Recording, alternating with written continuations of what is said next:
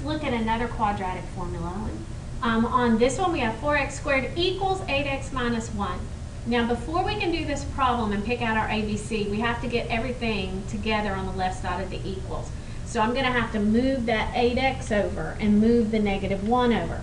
That's going to give me 4x squared minus 8x. Remember, if it's positive, you cross the equals with it, it's going to become a negative 8x. And plus 1. When we cross the equals with the negative 1, it becomes a positive 1. Now I can pick out my ABC. A is the number in front of the x squared, that's 4. B is the number in front of the x, that's negative 8. And C is that whole number, just positive 1. So let's fill in our formula.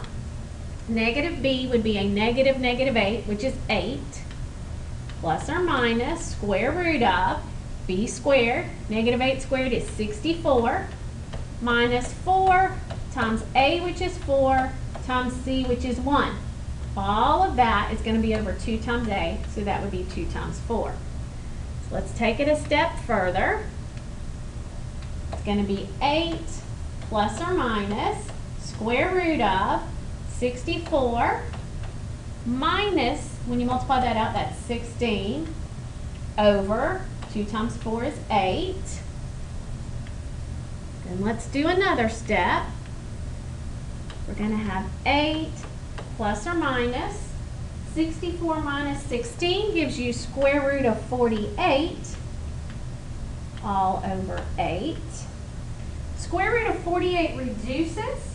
That will be 4 square root of 3. So let's reduce that. We will have 8 plus or minus 4 square root of 3 over 8. Now we can't add any of this together because of the square roots, but you can look at these 3 numbers. If you look at the numbers in front of the square root, you look at all 3. If that 4 wasn't there and it was a 1, you could not reduce this.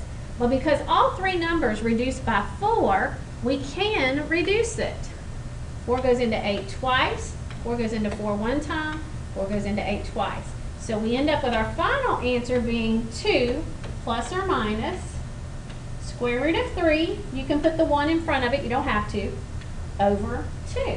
So we have 2 plus or minus square root of 3 over 2, and that would be our final reduced answer.